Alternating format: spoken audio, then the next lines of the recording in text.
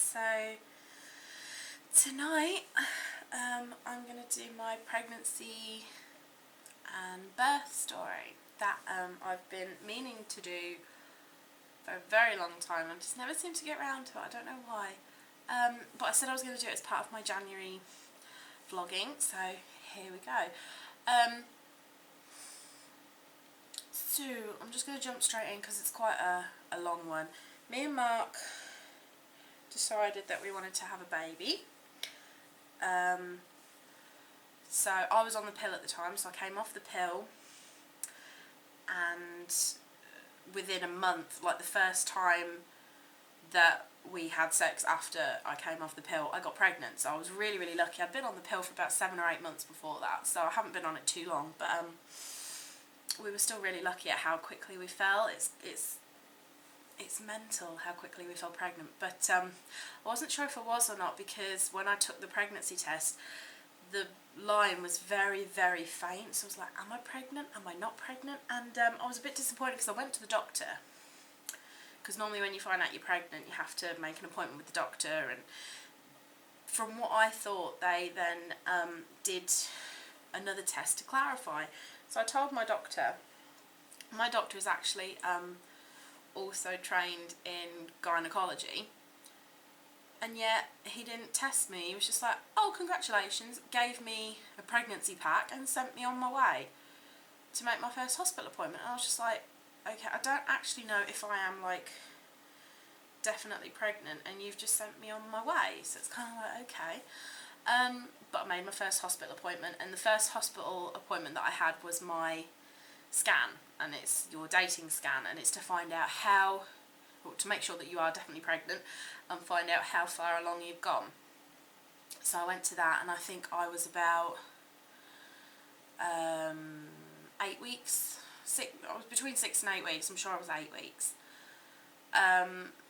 So then I went for, when you find out how far along you've gone, then you can start planning all your other scans. You normally have a scan at 12 weeks and then another one at 20 weeks. Well, I actually had 4 scans during my pregnancy because I'm obese. Women who are overweight generally have to have more attention than women who are normal. And that's because we're more at risk of things, apparently. Like, we're more at risk of getting diabetes, we're more at risk of preeclampsia, and just general lovely things like that. So I had my 12-week scan, and I'll put a picture in now. So that was my little 12-week scan. I then had another one at 20 weeks, so this is the 20-week scan. And this is when we found out that Immy was Immy, and I was so excited because I really, really wanted a little girl, and I was so excited that I kind of got my own way. I was like, yay, I wanted a little girl, because I wanted to buy dresses and pretty things, you know. So then we had another scan at 30 weeks. And then we had another one at 34. And these were actually growth scans because I was bigger.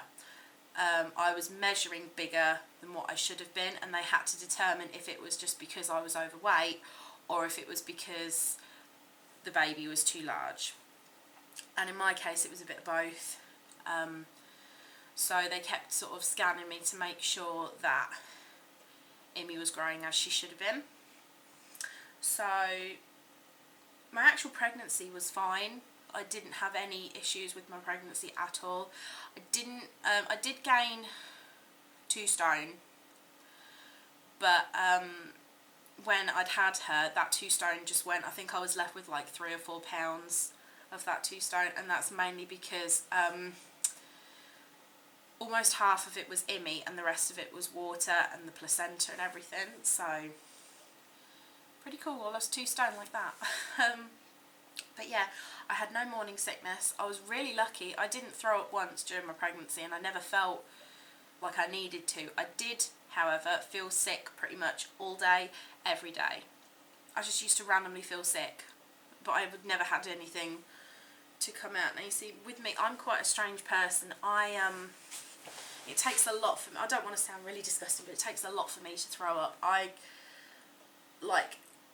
only ever been hungover twice in my life, and I have been sick on both of those occasions. But if I felt sick and I felt like I needed to be, I can't even make myself sick. I can't shove a toothbrush down my throat and make myself sick because my body just doesn't let me. I can eat really dodgy food and it doesn't make me throw up. My body's just I've got a really strong stomach, it would appear. So I didn't have any morning sickness at all. I did get really bad heartburn though. Bad heartburn. And they normally say, like the old wives tell us, that if you get heartburn it's because your baby's going to have a lot of hair. And as it so happens, Amy did have a lot of hair when she was born, but oh my god, heartburn is awful when you're pregnant. It's so painful. I mean, heartburn anyway isn't nice, but when you're pregnant it actually feels like someone has stabbed you with a poker, like a red hot poker. It's horrible.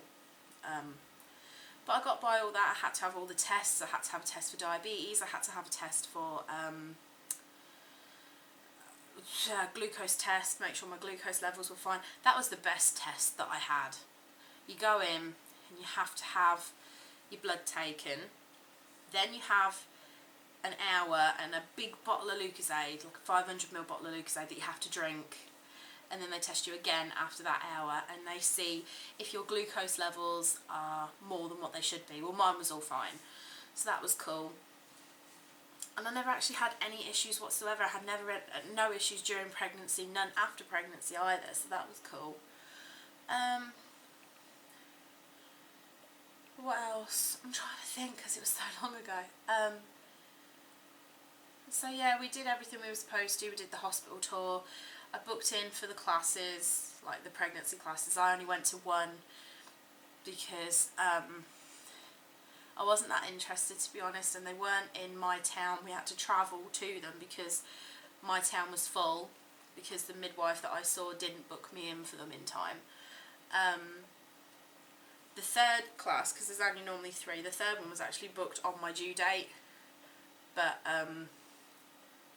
I missed my due date. So pregnancy was fine. Haven't really got that much to say about pregnancy. So I was due on the 2nd of June. I was due. And that came and went. And the 3rd of June and the 4th of June and the 5th of June, they all came and went. So I had another appointment, and at this point I was having to go to hospital every week for appointments, and the hospital that I was booked into was 40 minutes away, so it's a bloody long round trip the whole time. And they just kept saying, oh, well, we're not going to let you go past 12 days, we're not going to let you go past 12 days. So on Sunday, I'm trying to think, she was born on Wednesday the 17th, Tuesday, Monday, Sunday.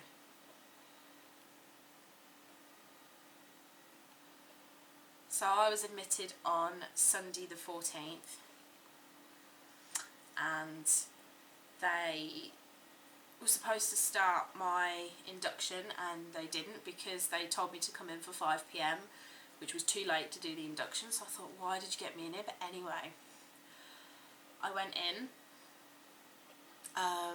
Early hours of Monday morning they started my induction, and I had to have gel. I cannot remember the name of the gel, but I had to have gel inserted into me, which was to try and kickstart labour.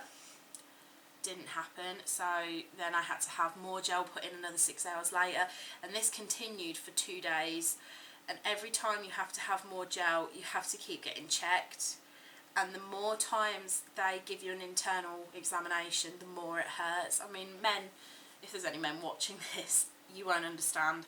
Women, if you've not had an internal examination, you won't understand. If you had like a smear test or something, and you think, oh yeah, that's not that painful, what you've got to think is you have got people poking and prodding you about 12 times a day. It gets bloody painful.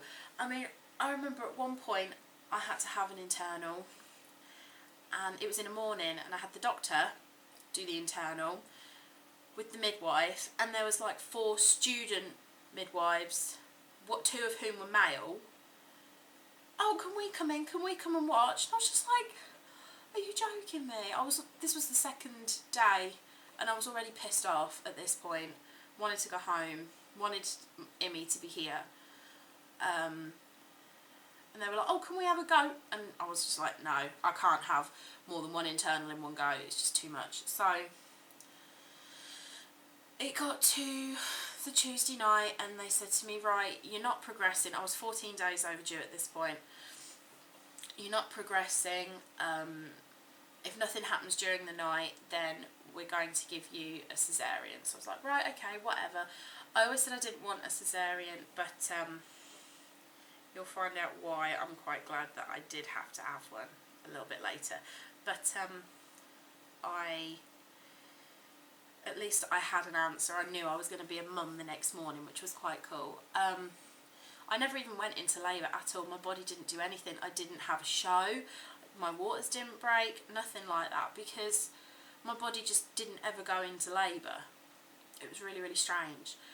So on the 15th, not the 15th, on the 17th, sorry, which was the 15th day overdue, the Wednesday morning, they got me ready for my cesarean. I was a bit annoyed because my cesarean was supposed to be at like 11 a.m. and they told Mark to get there for 11 a.m. or just before, so that he could come in with me. And it got to 9:30 and they were like, oh, we're going to take you through now. So of course I was panicking because I thought, well, no, Mark's not going to be here, I'm going to be on my own. So I had to ring him up. He had to dart over really quick, managed to get there just in time. So when you go for a cesarean, it wasn't an emergency one, so I was supposed to be awake. You have an epidural, you're supposed to be awake through the whole thing. I went through to have my epidural, which, oh my god, never want an epidural again. I had to sit on the edge of the bed, I was hugging a pillow, and you have to, like, they told me to be like a cat, like arch my back over like a cat, which when you're a big girl and you've got a great big stomach and this great big pillow in front of you, it's really hard to do that anyway. But I did it, and I should have known something was wrong because the anaesthetist looked like Borat, no word of a lie. I've never seen the film Borat, but I know what the character looks like, and my anaesthetist looked like him. Very, very scared. They gave me the epidural, but they aimed it wrong. It didn't go where it was supposed to go, and it like shot through my back and into my left leg, like into my left thigh, and I just felt this stabbing pain going in my leg, and I was just like, oh my god, that really hurts. And I honestly thought that they'd like stabbed me. It was horrible. So they apologised, blah blah blah, and I hadn't moved, so it's not like it was my fault, it was them. So then they gave me a second epidural, so I had 2 epidurals in the space of like 3 minutes. And because I was a bigger girl, they didn't think that the epidural would be enough, so they also gave me 3, not 1, not 2, but 3 general anaesthetics. So I'd had 3 generals and 2 epidurals. I'd had 5 amounts of pain relief drug in 5 minutes. So needless to say, I was walking on the ceiling at this point, hadn't got a fucking clue what was going on.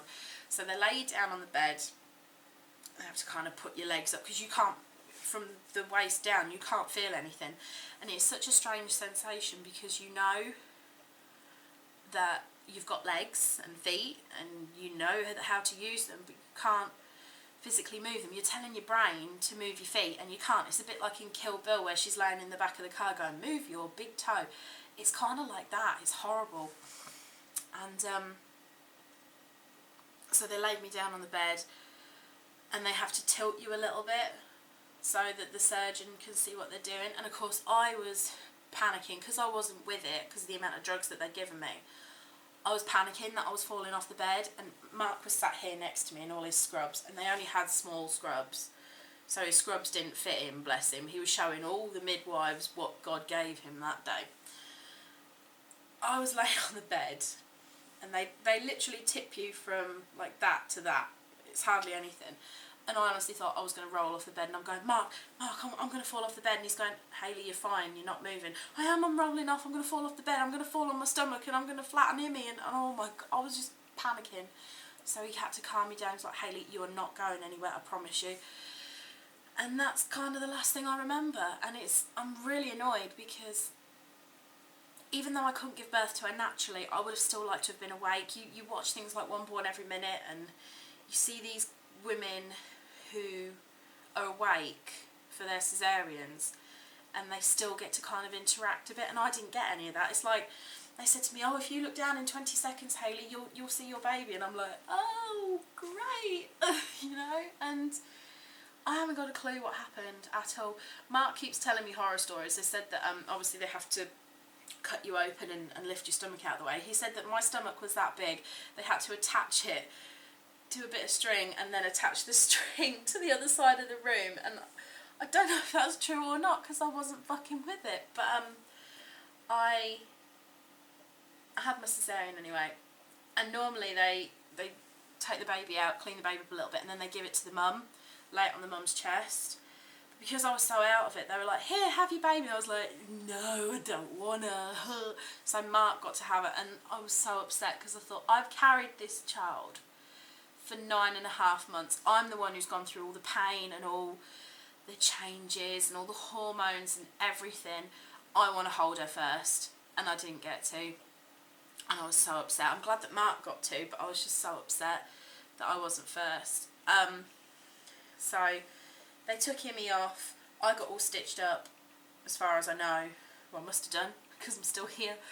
And then they wheeled me through to the recovery suite, and then after you've been in there for a while, they take you back to the main suite. But because of the amount of drugs that they gave me, I was really, really ill. I couldn't even keep water down, which is so unlike me, as we were talking about before. I mean, it was that bad that my mum brought me in a congratulations card, and I opened it and I read to Hayley and Mark, and I had to move it, and I threw up all over myself, and it was absolutely awful. The amount of those papers, I was that ill that I actually had to have a drip put into me because I was losing all my nutrients and everything. And they didn't want me to get dehydrated or anything like that. So when you've had an epidural, you're not allowed in this country. This is how it used to be. I don't know if it's changed. You used to have to stay in bed for 24 hours. You weren't allowed to move in case you upset the where you'd been stitched up. So you've got a catheter in one side attached to the bed, which is fine. But because I had my drip on the other side, so I couldn't move at all. And it was awful. And when you've had a baby, you've not had a period for 9 months, so you get 6 weeks worth of bleeding, and it's horrible. You bleed for 6 weeks, but it's like 9 months worth of periods in one go. And when you've had a cesarean, you have to lay on pads like these. It's like a great big sanitary towel, but they put the pads under you. And because I couldn't move, I couldn't change them, so you have to kind of roll to one side, and the poor midwife pulls it out and changes it. It's like having a nappy changed. It's awful. But because you're in so much pain, it hurts to roll, and it's just... I tell you what, there's nothing more degrading in life than having a baby. I could walk through a nightclub in Ibiza filled with 6,000 people naked, and that would be less degrading than having a baby, I'm telling you now. But, yeah, and I couldn't do anything. I couldn't move. I couldn't get out of bed. I couldn't hold my daughter for the first day of her life, and that killed me, and it still does. Because I've got such a good bond with her, but I feel like I lost a little bit of that in the hospital. But what annoys me even more is that obviously the first night she was born, the midwives had to have her, because I couldn't physically get out of bed. They prevented me from getting out of bed. So they had her all night, and one of them brought her through to me the next morning, and they were like, oh, well, she kept us busy last night. She kept crying and wanting feeding, and we were very busy and we didn't really have time to have her. And I felt like saying, well, if your friggin' anaesthetist hadn't messed my body up, I'd have been able to look after my own daughter. I was so cross when she said that. But when I eventually got to hold her, it was magical. I was so happy to finally have this little baby. I mean, she wasn't that little. She was quite big, but to me, she was little. She was, now, a lot of you women are going to sort of go, oh my God, when I tell you how much she weighed. And this is why I personally think my body never went into labour, because they knew that she just physically wasn't fit. Ibby was £10, 13.5 ounces. That she was almost £11. Bless her, she was a little chunk. But it was so funny. She looked like she was 3 months old. My little newborn like this looked like she was 3 months old. And there was a girl across the bed from me who had had her little boy early, and he had jaundice, and he was like this big, and there's Imi like this. It was just so funny. But he was fine, but it just, you know. So I had to stay in hospital until the Friday, so I was in hospital for a total of like 5 days, which sucked. But I finally got to go home on the Friday. Then you have your health visitors come round who are useless. My first health visitor who I had was, oh, it's so hot. Oh, it's so hot, isn't it? Oh, can I have a glass of water? Oh, I feel faint. Oh, I'm just thinking, I've just had a baby, love. Come on. But some health visitors are amazing. The two who I saw were not. One of them didn't really know what day it was, let alone what she was doing there. But yeah. So my birth experience wasn't the best. Oh my god, if you've had a cesarean, the first day when you stand up, it hurts so bad. You feel like you can't walk. You feel like you need to learn how to re-walk. And I'm really sorry if any of you are pregnant and you've like booked in for a cesarean. This is what you're going to have to expect.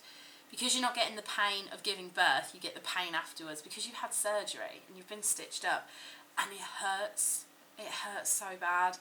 And you have to wash the wound to make sure it doesn't get infected.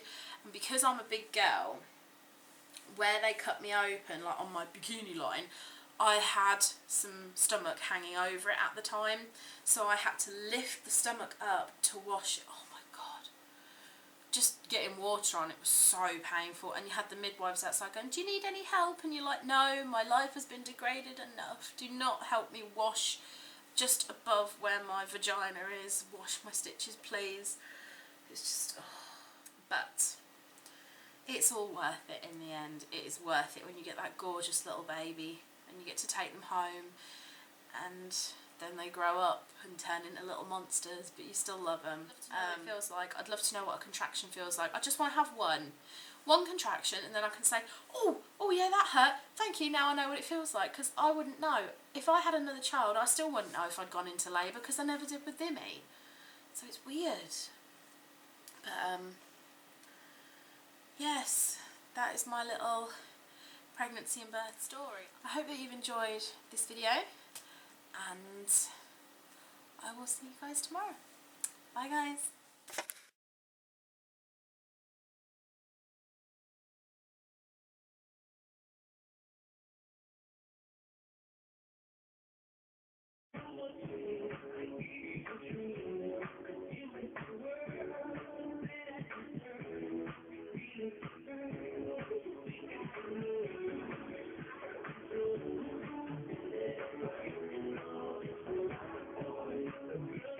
Amy.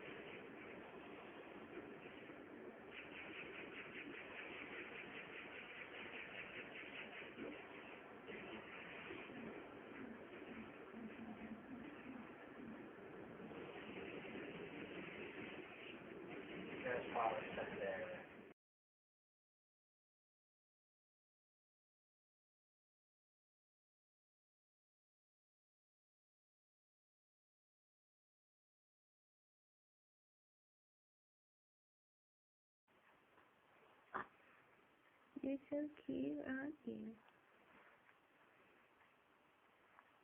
Oh, you're going to cry now, aren't you? Oh dear. Oh dear.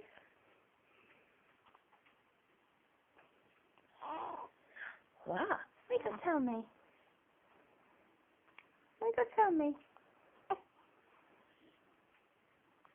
Wait, go tell me. Hey? Wow. What happened? What happened? Hey? Okay.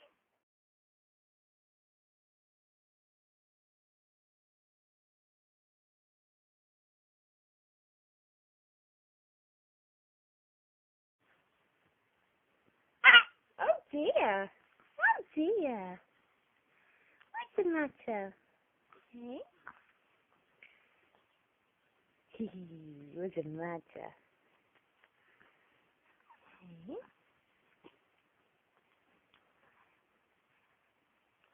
You're beautiful little girlie, aren't you? Hey? Yeah. You're smiling for me, aren't you?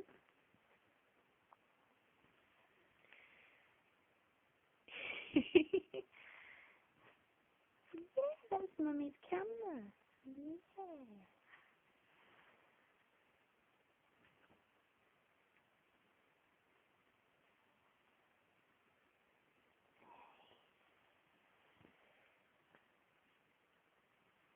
Yeah.